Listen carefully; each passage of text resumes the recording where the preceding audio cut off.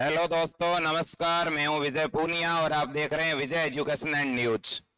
मेरे दोस्तों, ये आपका अपना चैनल और जिस पर आपको हमेशा 4 बजे से 7 बजे तक नॉन स्टॉप फिजिक्स, केमिस्ट्री और बायोलॉजी की क्लासें मिलती है।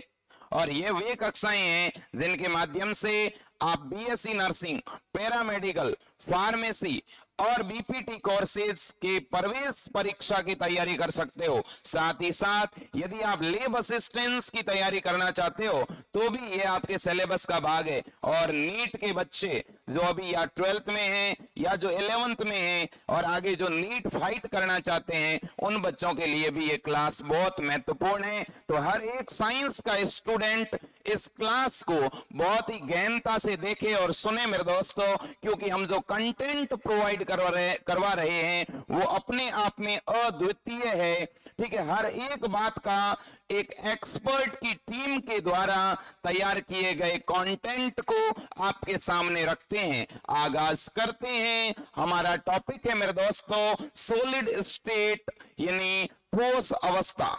तो हमने जो टॉपिक शुरू किया था वो क्या है मेरे दोस्तों? हम सॉलिड स्टेट के बारे में पढ़ रहे हैं, हम ठोस अवस्था के बारे में पढ़ रहे हैं मेरे साथियों।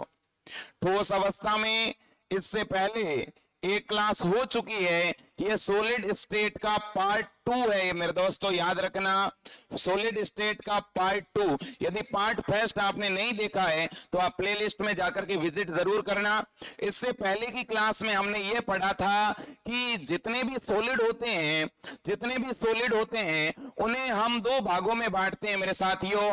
एक को हमने बोला था क्रिस्टलीय ठोस और दूसरे को बोला था अक्रिस्टलीय ठोस। जब मैं बात क्रिस्टलीय ठोस की करता हूं तो क्रिस्टलीय ठोस की ज्यामिति निश्चित होती है मेरे दोस्तों, लेकिन अक्रिस्टलीय ठोस की ज्यामिति निश्चित नहीं होती। जब मैं क्रिस्टलीय ठोस की बात करता हूं तो उनके गलनांक और क्वथनांक भी आपको एक निश्चित देखने को मिलेंगे। और जब किसी क्रिस्टलीय ठोस को आप काटोगे तो उसकी सतह जो प्राप्त होगी, कटी हुई सतह, वो चिकनी होगी मेरे दोस्तों, याद रखना। लेकिन अक्रिस्टलीय ठोस को जब आप काटोगे तो उसकी जो सरफेस होगी वो रफ होगी मेरे साथियों। ये बातें हमने पढ़ी थी। हीरा एक क्रिस्टलीय ठोस है, ग्रेफाइट एक क्रिस्टलीय ठोस है, लेकिन रबर अक्रिस्टलीय ठोस है। क्रिस्टलीय ठोस को वास्तविक सॉलिड कहा था, जबकि अक्रिस्टलीय ठोस को आभासी ठोस कहा था। क्रिस्टलीय ठोस विषमदेशिकता दर्शाते हैं, लेकिन अक्रिस्टलीय ठोस समदेशिकता प्रदर्शित करते हैं। बात आज करेंगे मेरे दोस्तों किसकी? इन क्रिस्टलीय ठोसों के वर्गीकरण की। तो जो क्रिस्टलीय ठोस हैं इन्हें हम मेरे दोस्तों किसके आधार पर? इनमें पाए जाने वाले बॉन्ड के आधार पर वर्गीकृत करते हैं। इनमें पाए जाने वाले बंध के आधार पर इन्हें हम कौन कौन सी कैटेगरी में डिवाइड कर रहे हैं उसकी आज हम बात करेंगे। तो मेरे साथियों, आपके सामने यहां पे 4 नाम डिस्प्ले हो रहे होंगे। एक तो आणविक ठोस, दूसरा आयनिक ठोस, तीसरा सहसंयोजी ठोस और चौथा धात्विक ठोस। बहुत ही महत्वपूर्ण चीजें पढ़ा रहा हूं, अच्छी तरह से पढ़ना, कॉपी पास में लेकर के बैठना, क्योंकि हर एक जानकारी नोट करनी है आपको। यदि आप सिलेक्शन चाहते हैं मेरे दोस्तों, ये मौका है आपके पास। और हम हमेशा 3-4 घंटे आपके लिए मेहनत कर रहे हैं, तो ये मेहनत कहीं ना कहीं आपके रिजल्ट के रूप में दिखनी चाहिए। तो देखिएगा, हम बात करेंगे पहले आणविक ठोस की, फिर आयनिक ठोस की, फिर सहसंयोजी ठोस की और फिर धात्विक ठोस की। पहले इनके नाम रिमेंबर कर लो, नाम याद कर लो। तो कौन कौन से क्रिस्टलीय ठोस हैं? तो मेरे साथियों, एक तो कैसा? आणविक, दूसरा कैसा? आयनिक, तीसरा कैसा? सहसंयोजी और चौथा कैसा? धात्विक। वैसे तो काफी हद तक चीजें नाम से क्लियर हो जाती है। आपके क्वेश्चन ऑब्जेक्टिव आएंगे, वैसे कोई सब्जेक्टिव क्वेश्चन का आंसर लिखना हो तो भी हम लिख सकते हैं, बट फिर भी जब क्वेश्चन ऑब्जेक्टिव होता है तो आंसर देना बहुत आसान हो जाता है। मेरे साथियों, यहां पर बात करेंगे किसकी? पहले करेंगे आणविक ठोस की। मैं इन लक्षणों को लेकर के समझाना चाहता हूं। सबसे पहला लक्षण है संघटक कण। आपको पता है संघटक कण की जब मैं बात करता हूं, संघटक कण वे कण होते हैं, संघटक कण वे कण होते हैं जिनसे मेरे साथियों कोई ठोस बना होता है। संघटक कण वो कण होते हैं जिससे कोई ठोस बना होता है। तो जब मैं बात संघटक कणों की करूंगा तो ऐसी परिस्थिति में आणविक ठोस का संघटक कण किस नाम से जाना जाएगा? मॉलिक्यूल्स या अणु के नाम से। आणविक ठोस के अंदर अणु होगा मेरे दोस्तों। तो जैसे आपसे क्वेश्चन पूछा कि निम्न में से कौन सी आणविक ठोस की इकाई है, और आपके सामने 4 ऑप्शन आ गए, परमाणु, अणु, आयन। क्या लिखोगे आप? अणु ही लिखोगे। क्यों की बात किसकी हो रही है? मॉलिक्यूलर सॉलिड की बात हो रही है, तो यहां कोई ना कोई मॉलिक्यूल्स होगा। बहुत सारे जब अणु मिलेंगे तो आणविक ठोस बनेगा, सीधी सी बात है। बहुत सारे अणु जब मिलेंगे तो आणविक ठोस बनेगा। ठीक है, मैं उदाहरण भी देना चाहता हूं। जैसे मेरे पास में एक अणु है कार्बन डाइऑक्साइड का, और कार्बन डाइऑक्साइड के मैं बहुत सारे अणु एक साथ जोड़ूं और उसे ठोस अवस्था में बदल दूं, यानी ठोस CO2, ठोस CO2, जिसमें मान लो 100 अणु है CO2 के मेरे पास, आप उसको क्या कहोगे? सहसंयोजी ठोस कहोगे क्या? नहीं, उसको हम कहेंगे आणविक ठोस। मेरे साथियों याद रखना, ठोस CO2, ठोस कार्बन डाइऑक्साइड किस प्रकार का ठोस है मेरे दोस्तों? आणविक ठोस है। इसी तरह से सोलिड आयोडीन की आपके सामने बात आ सकती है। अब बात करते हैं आयनिक ठोस की। आयनिक ठोस किससे मिलकर बना होगा? आयनों से।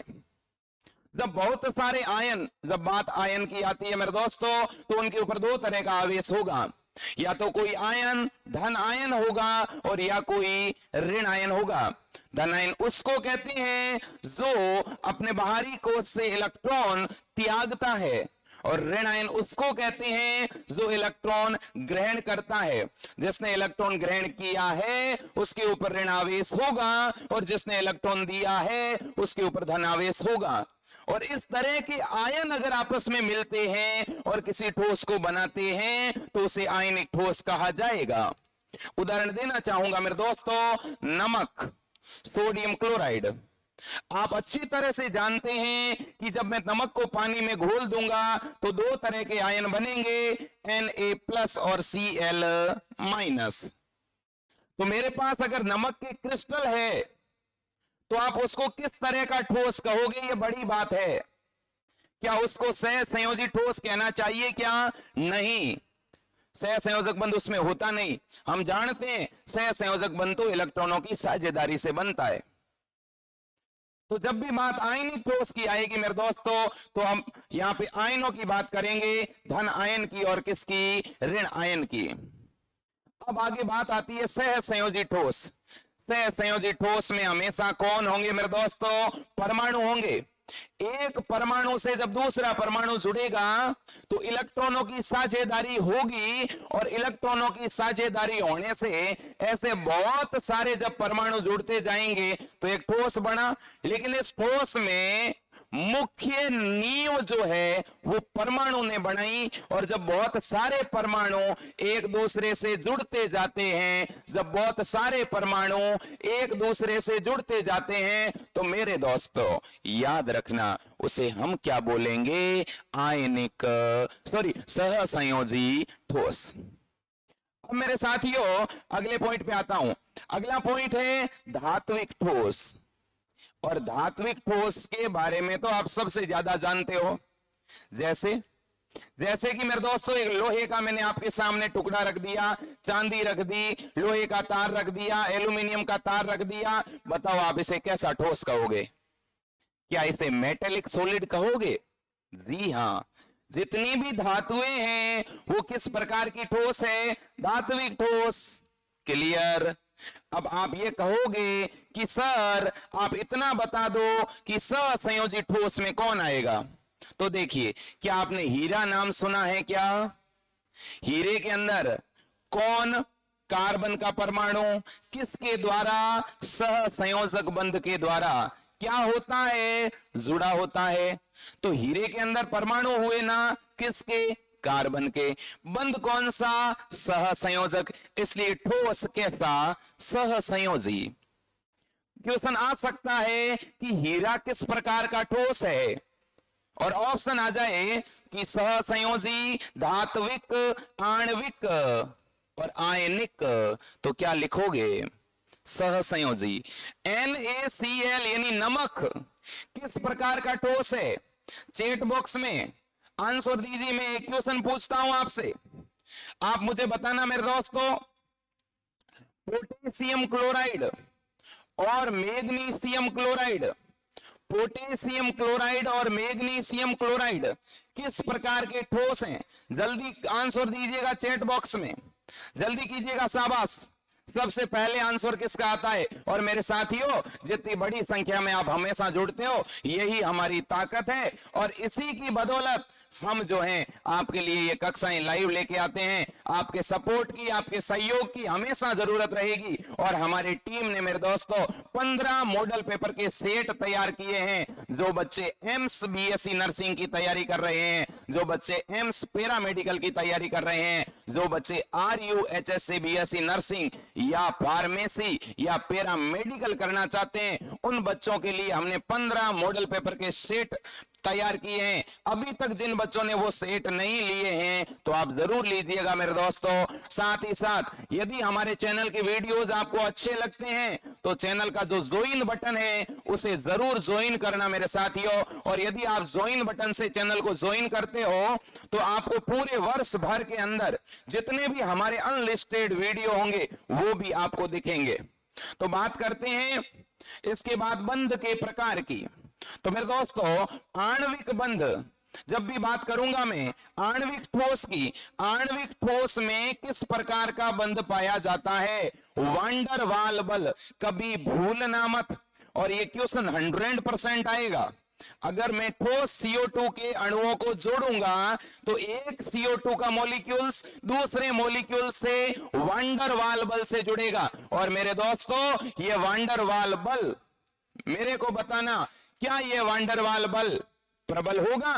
क्या ये वांडरवाल बल दुर्बल होगा? जी हां सर, ये वांडरवाल बल जो है ये दुर्बल बल है। किस प्रकार का? दुर्बल। अब हम बात करते हैं आयनिक ठोस की। किसकी बात करते हैं? आयनिक ठोस की। मेरे साथियों, बात बड़ी करना चाहता हूं, और जब बात करता हूं आयनिक ठोस की, तो इनके बीच में कैसा? इनके बीच में प्रबल स्थिर वैद्युत आकर्षण बल होगा। और जब जब भी बात वैद्युत आकर्षण बल की आती है मेरे साथियों, तो एक बात जरूर समझ लेना, ये बल, ये आकर्षण बंध कब बनेगा? कब बनेगा? याद रखना मेरे दोस्तों, जब एक धात्विक जो परमाणु है वो इलेक्ट्रॉन दे और दूसरा इलेक्ट्रॉन ले, तभी तो उनके बीच में प्रबल वैद्युत आकर्षण बंध होगा या प्रबल विद्युत आकर्षण होगा। अरे दोस्तों, क्या आपने आयनिक बंध नाम सुना है क्या? आयनिक बंध कब बनता है?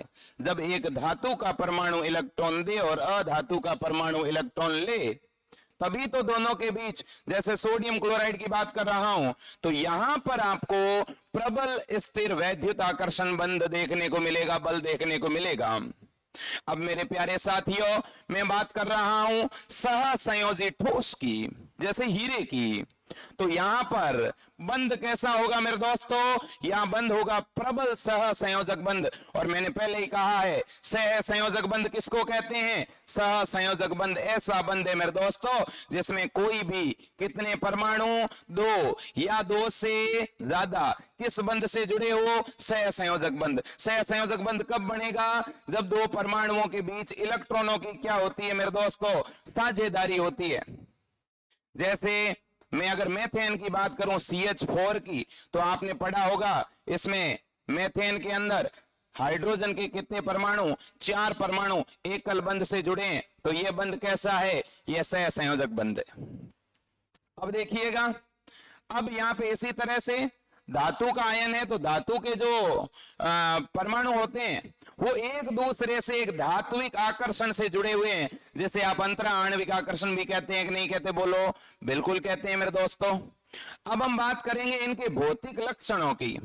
सबसे पहले तो धात्विक ठोस के लक्षण में आपसे पूछना चाहता हूं, मेटेलिक सॉलिड, अरे भैया, जब आपसे पूछ लिया, ऐसा प्रश्न आ सकता है कि निम्न में से कौन सा लक्षण मेटेलिक ठोस का नहीं है, मेटेलिक सॉलिड का नहीं है, तो आपको सतर्कता से आंसर देने की जरूरत है मेरे दोस्तों। लोहा, तांबा, सोना, चांदी, इनके अगर लक्षण आपको याद है तो वो सारे के सारे लक्षण आपको धात्विक ठोस में लिखने पड़ेंगे। आपको पता है धात्विक ठोस ही सबसे बढ़िया ठोस की कैटेगरी में शामिल किए जाते हैं। मैं ये कह सकता हूं, जिसे आप बचपन से ठोस कहते हुए आ रहे हो, वो आपके लिए ठोस कौन है? सोना, तांबा, चांदी, ठीक है ना। तो मेरे दोस्तों, इनके लक्षण बताओ। देखें, सबसे पहला लक्षण आपको पता है, सबसे पहला लक्षण आपको पता है, ये सामान्यतः ठोस तो है ही, लेकिन आघात वर्धनीय है मेरे दोस्तों, तन्नीय है मेरे दोस्तों, ऊष्मा और विद्युत के सुचालक है मेरे दोस्तों। आपको पता होगा इनके गलनांक एंड इनके क्वथनांक बहुत हाई होते हैं मेरे दोस्तों।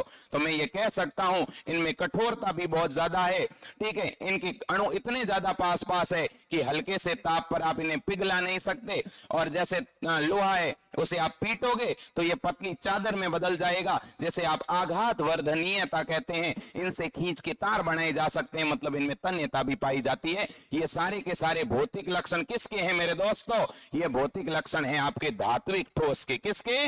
धात्विक ठोस के। अब बात आती है सह संयोजी ठोस के लक्षण क्या है।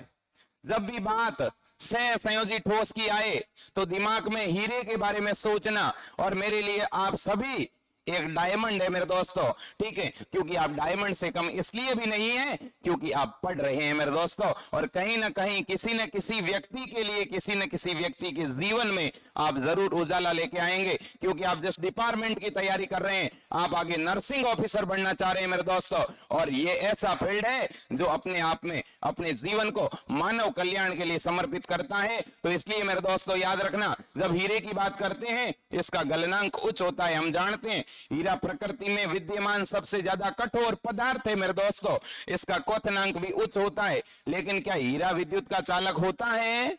नहीं होता। तो इसका मतलब यह हुआ कि जितने भी सह संयोजी ठोस होंगे, जितने भी सह संयोजी ठोस होते हैं, वो विद्युत के या तो चालक होते, नहीं होते तो बहुत ही दुर्बल चालक होते हैं मेरे दोस्तों। याद रखना, हीरा, क्वार्ट्ज, सिलिकॉन कार्बाइड, ये तीनों के तीनों मेरे दोस्तों क्या है? ये तीनों के तीनों सह संयोजी ठोस है। आयनिक ठोस की अगर मैं बात करूं तो आयनिक ठोस कठोर तो है बट भंगुर है। इसका मतलब यह है मेरे दोस्तों, जैसे कि नमक है, कठोरता उसमें है, बट उसके बड़े से टुकड़े को आप ऊपर से नीचे गिराओगे पूरा बिखर जाएगा मेरे दोस्तों, याद रखना। इसके बाद में हम बात कर रहे हैं आणविक ठोस की। आणविक ठोस के गलनांक क्या होंगे मेरे दोस्तों? बहुत ही निम्न होंगे, हल्का सा ताप देते ही ये पिघल जाएंगे। साथ ही साथ मेरे दोस्तों ये वाष्पशील भी होते हैं और ये कुचालक होते हैं। ये बात आपको क्या रखनी है? याद रखनी है, ठीक है। अब उदाहरण तो मैंने पहले ही बता दिए। ठोस CO2 क्या है? आणविक ठोस। आयनिक ठोस में कौन आएगा? Sodium chloride, calcium chloride, magnesium chloride. ये जितने भी आपके नॉर्मली जो आप जिन लवणों की बात करते हैं ना, जहां धात्विक और अधात्विक दोनों घटक जुड़े होते हैं, जहां धनायन और ऋणायन आपस में जुड़ करके कोई ठोस बनाते हैं, वो आपके आयनिक ठोस में आएंगे। और हीरा है, क्वार्ट्ज है, सिलिकॉन कार्बाइड है, ये आपके सह संयोजी। और धात्विक ठोस में क्या आएगा? तांबा है, सोना है, चांदी है, ठीक है, ये आपके धात्विक ठोस है। ऐसा कौन सा मेटल है, ऐसा कौन सा मेटल है जिसका उपयोग हम बीपी इंस्ट्रूमेंट में करते हैं, स्पाइगमोमैनोमीटर में और थर्मामीटर में करते हैं? ऐसा कौन सा मेटल है जिसे थर्मामीटर में डाला जाता है, ठीक है, टेम्परेचर रेगुलेट करने के लिए? हाँ, क्या ये मैं बात आपसे पूछ रहा हूं कि आपको ये समझ में आ रही है? अगर आ रही है तो चैट बॉक्स में आंसर दीजिए मेरे दोस्तों, साथ ही साथ लाइक कीजिएगा इस वीडियो को। अब हम बात कर रहे हैं क्रिस्टल जालक की। किसकी बात कर रहे हैं? क्रिस्टल जालक की। पहले तो मैं इसको VVM कर दूं मेरे दोस्तों, वेरी वेरी मोस्ट, इसलिए कर रहा हूं क्योंकि मेरे दोस्तों बहुत ही ज्यादा महत्वपूर्ण हेडिंग है ये, क्रिस्टल जालक। सबसे पहले अगर मैं क्रिस्टल जालक की बात करूं तो आप ऐसे समझ लेना मेरे दोस्तों, जैसे कोई दीवार है और दीवार किससे मिलकर बनी है? छोटी छोटी ईंटों से मिलकर बनी है मेरे दोस्तों। तो पूरी की पूरी एक दीवार में किसका जाल है? उन ईंटों का जाल है मेरे दोस्तों। तो कहीं ना कहीं हर एक ईंट हर एक ईंट उस पूरे जाल की इकाई है, ठीक है, और वो एक निश्चित क्रम में व्यवस्थित है, एक निर्धारित पैटर्न में अरेंज है, ठीक है। और इस एकल इकाई को हम क्रिस्टल कह रहे हैं। जैसे कि मेरे दोस्तों आप इसे ऐसे समझ लो कि मैंने यहां हथेली में नमक डाल दिया, तो नमक का हर एक टुकड़ा, आप हर एक टुकड़े को अगर एकल इकाई मान लो तो ये एक क्रिस्टल हुआ कि नहीं हुआ, ठीक है। और ये एक दूसरे के ऊपर एक निर्धारित क्रम में इन इकाइयों को मैंने व्यवस्थित किया, तो जो इसका त्रिविमीय स्वरूप बना, 3 डायमेंशनल जो इसका रूप बना, वो है आपका क्रिस्टल जालक। तो अगर क्रिस्टल जालक की बात करें मेरे दोस्तों, जैसे कि मैं कहूं कि मेरे पास में सोडियम क्लोराइड है, तो इसमें क्या होगा, Na+Cl-, Na+Cl-, एक निर्धारित पैटर्न होगा, Cl-, Na+Cl-, Na+, एक निर्धारित पैटर्न होगा इनका। और जब मैं इन्हें 3 डायमेंशनल रूप में देखूंगा, त्रिविमीय स्वरूप में देखूंगा, एक्स अक्ष से, वाई अक्ष से, जेड अक्ष से, तो मेरे दोस्तों तीनों ही इसकी विमाओं से आप देखोगे तो हर एक कोने पर, हर एक भाग पर आपको वो इकाइयां दिखेगी जो इसको बनाएगी। वो इकाई परमाणु हो सकती है, अणु हो सकती है, आयन हो सकती है। तो परमाणु, अणु या आयन नाम की ये इकाइयां जब एक दूसरे से एक निर्धारित पैटर्न में जुड़ती है, तो जो त्रिविमीय स्वरूप बनता है उसे क्रिस्टल जालक कहते हैं। देखिए क्या लिखा है हमने परिभाषा में हमने लिखा है कि क्रिस्टल जालक में क्रिस्टल के कण, किसके, क्रिस्टल के, मतलब कि ईंट है कि नहीं। तो ये जो ईंट है इनके त्रिविम में, यानी इनका त्रिविम संरचना आपने बनाई, तो इसके अनंत बिंदु की नियमित व्यवस्था, इसका मतलब ये कि चाहे आप इसका कोई भी बिंदु देख लेना, इस त्रिविम संरचना का कोई भी कोना देख लेना, हर एक कोने में आपको उस जाल को बनाने वाला परमाणु या अणु या आयन दिखेगा। मैं बात कह रहा हूं, आप समझ रहे होंगे। अब इसके बाद में बात आती है कि भाई जो त्रिविम होता है इसके प्रत्येक बिंदु अन्य बिंदुओं के समान होता है क्या। जैसे कि एक दीवार है और उस दीवार के अंदर इस प्रकार से ईंट है, ये एक, फिर अगली, फिर उससे अगली जुड़ी हुई है, तो मैं क्या इस सोडियम क्लोराइड की संरचना का ये बिंदु अगर मैंने लिया, इस बिंदु पे जैसे ये सोडियम है तो इसके चारों तरफ मुझे Cl- दिखेगा, ठीक है। इसके बीच का बिंदु लूंगा तब भी मुझे Na+ और Cl- दिखेगा, ठीक है ना। तो मैं कोई भी हिस्सा लूं इसका, ठीक है, मैंने यही लिखा है यहां पे कि प्रत्येक बिंदु अन्य बिंदुओं के समान है, चाहे इसका ये कोना लूं या कोई भी कोना लूं, ठीक है। हर एक बिंदु पर आपको इस क्रिस्टल जालक को बनाने वाले क्रिस्टल के कण दिखेंगे, ठीक है। और प्रत्येक बिंदु पर परमाणु या आयन होंगे, बिल्कुल सही है। अब सुनिएगा, अब जो क्रिस्टल जालक है ये 2 तरह, इस क्रिस्टल जालक को जो इकाई बनाती है, क्रिस्टल जालक जिससे मिलकर बना हुआ है, उस एकल इकाई को हमने नाम क्या दिया है, एकल कोष्टिका यानी यूनिट सेल। याद रखना मेरे दोस्तों, यूनिट सेल की जब भी बात की जाए तो यूनिट सेल क्या है, तो किसी भी क्रिस्टल जालक का जो त्रिविम है उस त्रिविम में समान आकार और आकृति की बार बार पुनरावर्तित होने वाली इकाइयां क्या कहलाती है, यूनिट सेल कहलाती है मेरे दोस्तों। जैसे कि एक दीवार, और दीवार में एक ईंट से दूसरी ईंट जुड़ी है और सभी का आकार और आकृति एक जैसी है, तो ये जो इकाइयां है जो बार बार रिपीट कर रही है, बार बार पुनरावर्तित हो रही है, इन इकाइयों को हम क्या कहते हैं, एकल कोष्टिका या यूनिट सेल कहते हैं। मेरे दोस्तों याद रखना, हर एक क्रिस्टल जालक के अंदर की एकल कोष्टिका या यूनिट सेल 2 तरीके की होती है मेरे दोस्तों। एक इनका प्रकार है प्रीमिटिव और दूसरा इनका प्रकार है सेंट्रल। क्या ये जो इकाइयां हैं ये 2 तरह की है, एक तो प्रीमिटिव को आप आद्य भी कह सकते हैं, प्रीमिटिव को आप प्राचीन भी कह सकते हैं, और सेंट्रल का मतलब हो गया मेरे दोस्तों केंद्रित। तो कितने प्रकार की हो गई इकाइयां? दो तरह की, एक तो कैसी आद्य एकल कोष्टिका और दूसरी केंद्रित एकल कोष्टिका। क्लियर बात? हम सबसे पहले बात करेंगे कि जो प्रीमिटिव यूनिट सेल होती है वो किस तरह की है। ठीक है, तो मेरे दोस्तों हम पहले प्रीमिटिव की बात करेंगे। उससे पहले एक बात मैंने आपके सामने लिखी है कि जब आप प्रीमिटिव जो है यूनिट सेल की बात करोगे तो जो प्रीमिटिव यूनिट सेल है उसमें अवयवी कण कोनों पर दिखाई देंगे। याद रखना मेरे दोस्तों, जो आद्य कोष्टिका है उसके अवयवी कण, उसको बनाने वाले कण कहां पर अरेंज होंगे? उसके कोनों पर। लेकिन मेरे दोस्तों जब मैं बात करूंगा सेंट्रल, याद रखना मैं जब बात करूंगा सेंट्रल यूनिट सेल की, तो जो सेंट्रल यूनिट सेल होती है उसको बनाने वाले जो कण होते हैं, उसके जो प्रिमिटिव पार्टिकल्स, उसके जो पार्टिकल्स होते हैं, उसके जो परमाणु या आयन होते हैं मेरे दोस्तों, ठीक है, वो कोनों के साथ साथ अन्य स्थिति पर भी उपस्थित होते हैं। अन्य स्थिति का मतलब यह हुआ कि यहां तीन तरह की स्थिति आपको देखने को मिलेगी। एक तो फलक केंद्रित, एक अंतः केंद्रित और एक अंत्य केंद्रित। ये तो बाद की बात है, बाद में पढ़ेंगे। पहले हम आज किसके बारे में पढ़ेंगे?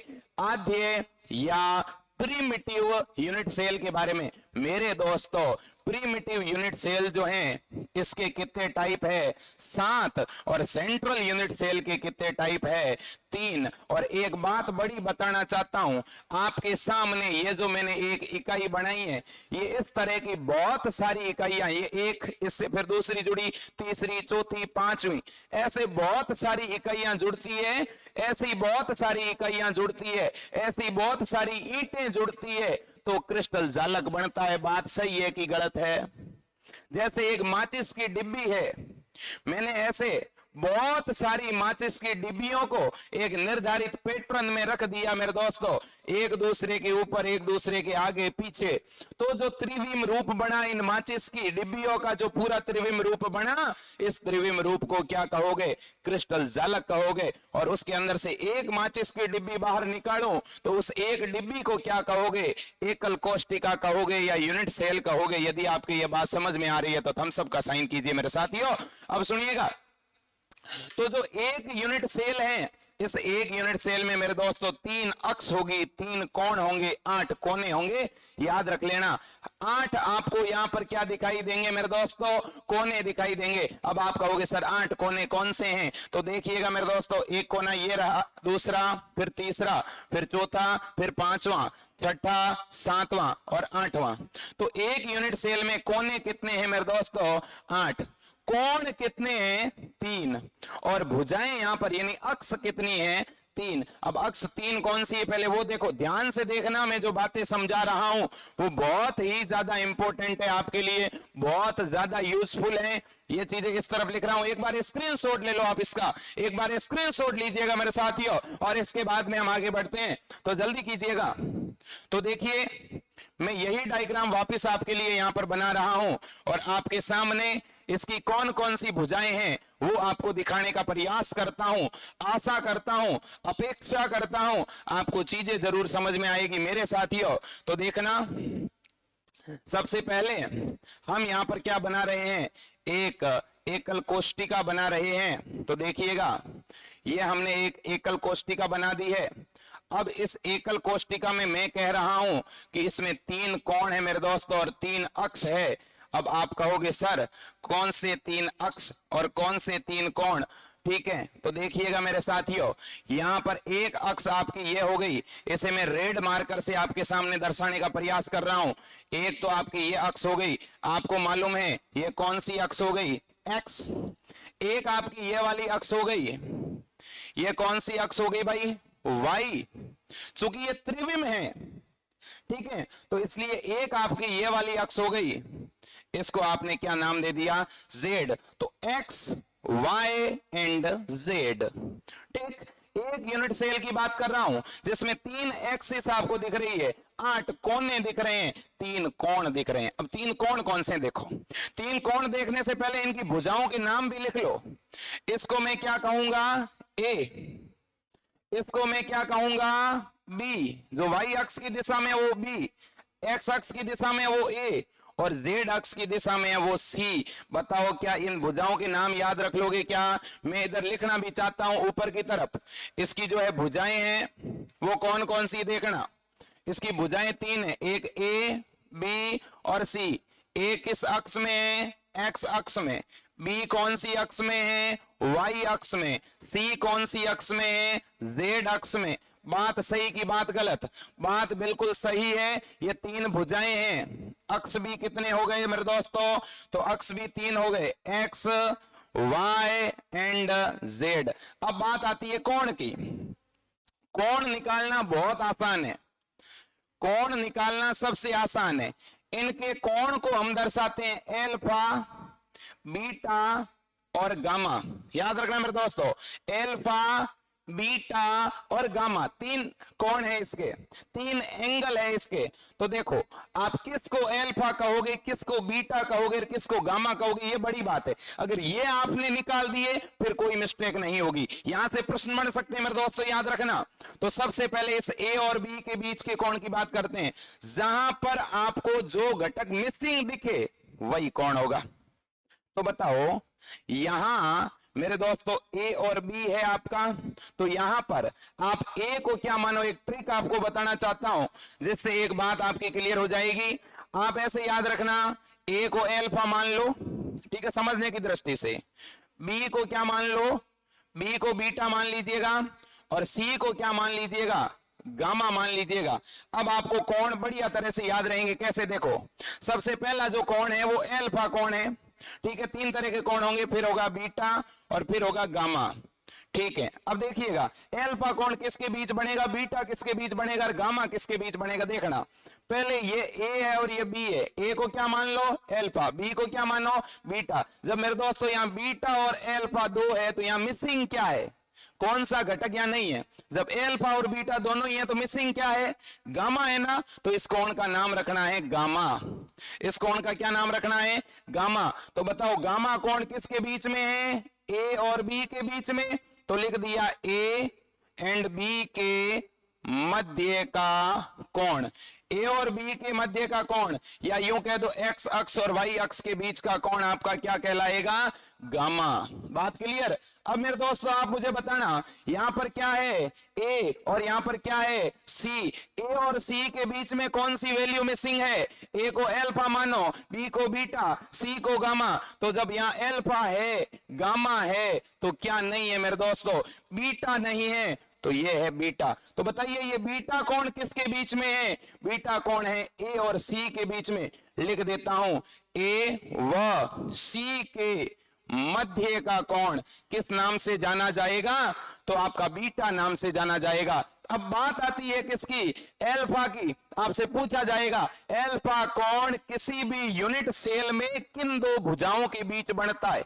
तो मेरे दोस्तों याद रखना यहां पर ये भुजा कौन सी है? बी। ये भुजा कौन सी है? सी। बी को क्या मानते हैं? बीटा। सी को क्या मानते हैं? गामा। तो जब यहां बीटा है, गामा है, तो क्या मिसिंग है? बताओ कौन सी चीज नहीं है? एल्फा नहीं है। तो इस कोण को क्या कहोगे? एल्फा। तो एल्फा कोण किसके बीच है? सी और बी के बीच है। किसके बीच है? सी और बी के बीच है। लिख देते हैं सी व बी के मध्य का कोण। बताओ ये बात आपके समझ में आई कि नहीं? ये हो गया गामा, ये हो गया बीटा, ये हो गया एल्फा। एल्फा कोण किसके बीच? याद रखना एल्फा कोण बी और सी के बीच। कैसे बी और सी के बीच पता चला? तो बी को बीटा मानते हैं, सी को गामा मानते हैं, तो दोनों के बीच कौन सी वैल्यू मिस है? तो ए मिसिंग है तो एल्फा कह दो। यहां ए और सी के बीच क्या मिस है? बी नहीं है, तो इसे बीटा मान लो। और बी और ए के बीच में क्या नहीं है? सी नहीं है ना, सी वैल्यू मिसिंग है, तो सी है, इसलिए सी को क्या मान लो? गामा मान लो। मेरे दोस्तों बहुत ही आसान है, बहुत सरल, इससे सिंपल कुछ नहीं हो सकता। तो बताइएगा एकल कोष्टिका के अंदर कोने कितने हैं? 8। कोण कितने हैं? 3। अक्ष कितने हैं? 3, ठीक है। और उन 3 अक्ष को 3 भुजाओं में बदल दिया, ए बी सी। अब सुनिए मेरे दोस्तों, अब हम बात करेंगे कि जो ये एकल कोष्टिका है, के अंदर जो ये आद्य एकल कोष्ठिका है, इसके अंदर टोटल 7 तंत्र है मेरे दोस्तों। कितने? 7 तंत्र है, याद रखना, भूलना नहीं। ठीक है, मैं इसके पैरामीटर की बात कर रहा हूं, मैं इसके मानक की बात कर रहा हूं, और मानक मैंने इसके आपके सामने रख दिए हैं, एक अक्ष, फिर वाई और फिर जेड। तो ये इसके सारे पैरामीटर हो गए। ये क्या हो गए?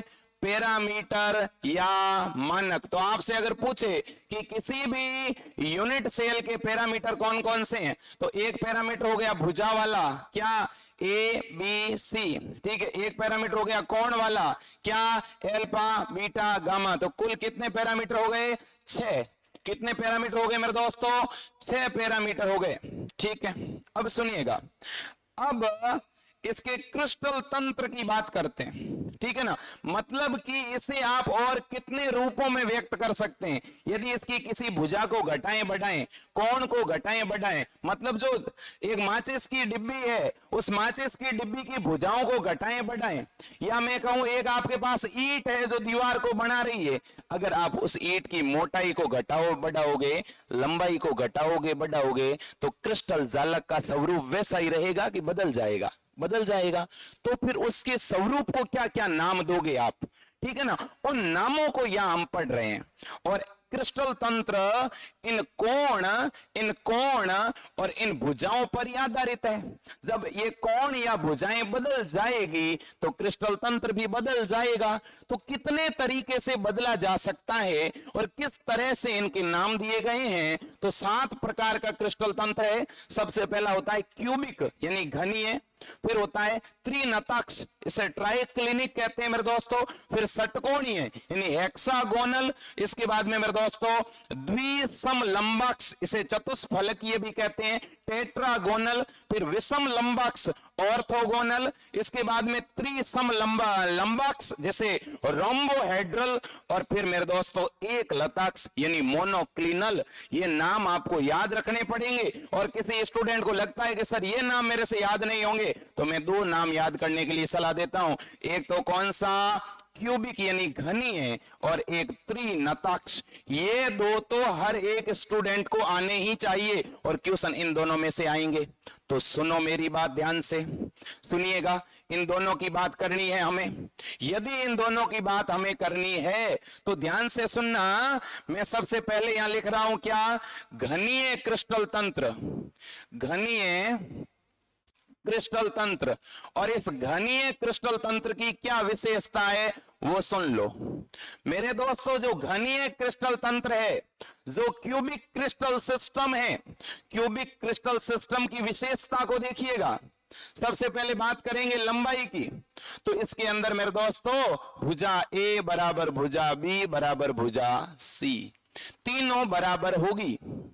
कोण की बात करें तो कोण ए बराबर कोण बी बराबर, सॉरी कोण को तो ए बी से नहीं, एल्फा बराबर बीटा बराबर गामा बराबर 90। क्या मैं बात सही कह रहा हूं? क्या ये कोण 90 डिग्री की है क्या यहां पर? बिल्कुल। तो एल्फा भी कितने डिग्री का? 90 का, गामा 90 का, बीटा भी 90 का। जितनी लंबाई ए की उतनी ही बी की उतनी ही सी की। जब तीनों भुजाएं बराबर हो, जब तीनों कोण बराबर हो, तो ऐसे क्रिस्टल तंत्र को क्या कहोगे? ऐसा जो जालक बनेगा उस जालक की एकल इकाई को क्या कहोगे? तो मेरे दोस्तों ऐसी एकल इकाई क्या कहलाएगी? घनीय क्रिस्टल तंत्र, क्योंकि ये घन बन गया, एक क्यूब बन गया। तो मेरे दोस्तों इस तरह का क्रिस्टल तंत्र किस में पाया जाता है यह पूछा जाएगा। घनीय क्रिस्टल तंत्र का उदाहरण बताओ। सबसे प्रमुख उदाहरण है आपका डायमंड यानी हीरा, और दूसरा इसके अंदर एग्जाम्पल है मेरे दोस्तों सोडियम क्लोराइड यानी NaCl। घनीय क्रिस्टल तंत्र में भुजा ए, भुजा बी और भुजा सी तीनों बराबर, और तीनों ही कोण बराबर। ठीक है ना, और बराबर मतलब कितने डिग्री के? 90 के। देखिएगा सबसे पहली बात मैंने यहां लिखी है घनीय क्रिस्टल तंत्र। फिर बात आती, अब मुख्य बात है, बताओ ऐसा कौन सा क्रिस्टल तंत्र है जिसकी सभी भुजा बराबर, जिसके सभी कोण बराबर? इसका मतलब यह संरचना क्या सिमेट्रिकल है? क्या ये संरचना सबसे ज्यादा सममित है क्या? जी हां बिल्कुल, याद रखना और लिखना चाहता हूं, सबसे अधिक सिमेट्रिकल, याद रखना, सबसे अधिक सिमेट्रिकल यानी सबसे ज्यादा सममित, सबसे ज्यादा सममित क्रिस्टल सिस्टम कौन सा मेरे दोस्तों?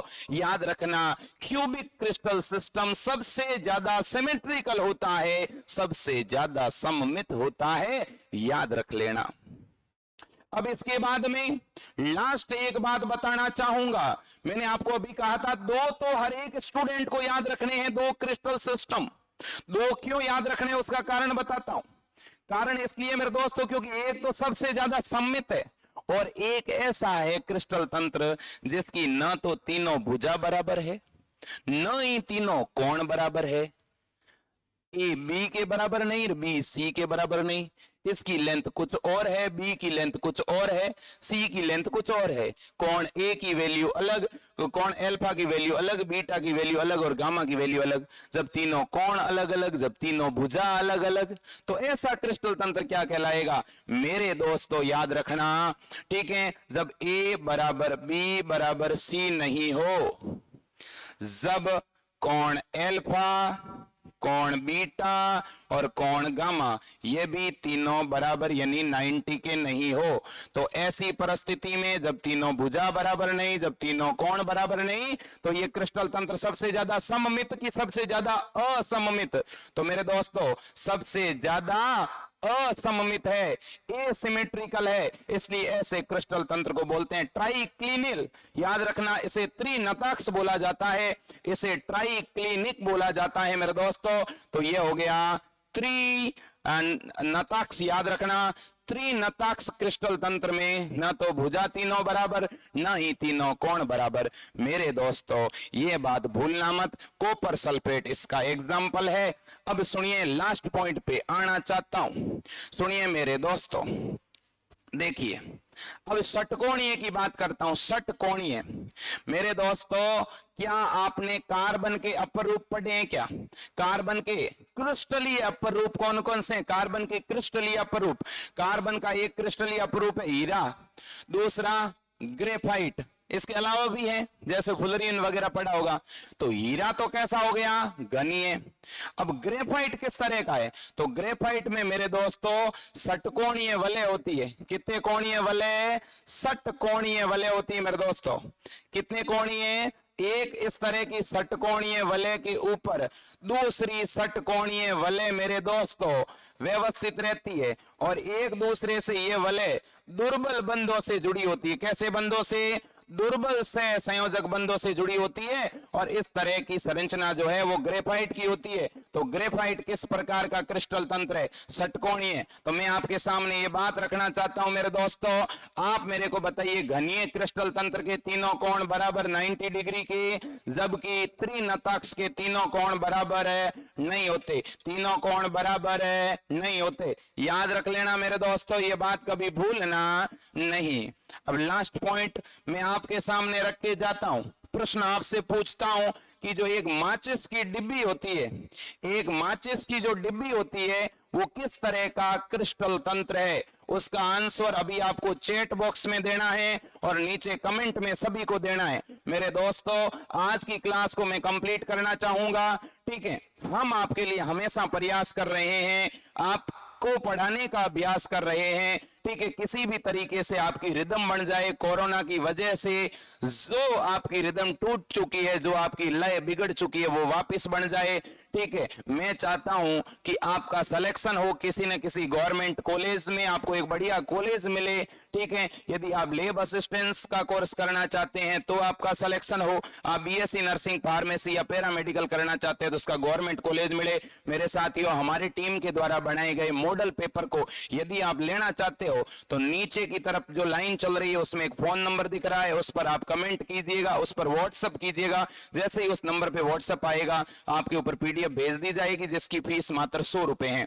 इसके अलावा मेरे दोस्तों आपके सपोर्ट की हमें हमेशा जरूरत है। है आप स्क्रीन को छोटा सा क्लिप 15 सेकंड का रिकॉर्ड करके जरूर डेली अपने स्टेटस पर जरूर डालें, इस लिंक को अपने व्हाट्सएप स्टेटस पर और अपने दोस्तों के साथ शेयर करें। ठीक है, हम पूरा अभ्यास पूरा प्रयास आपके लिए करते रहेंगे। कोई मानवीय त्रुटि और भूल रही हो तो क्षमा प्रार्थी है। जय हिंद, वंदे मातरम, भारत माता की जय।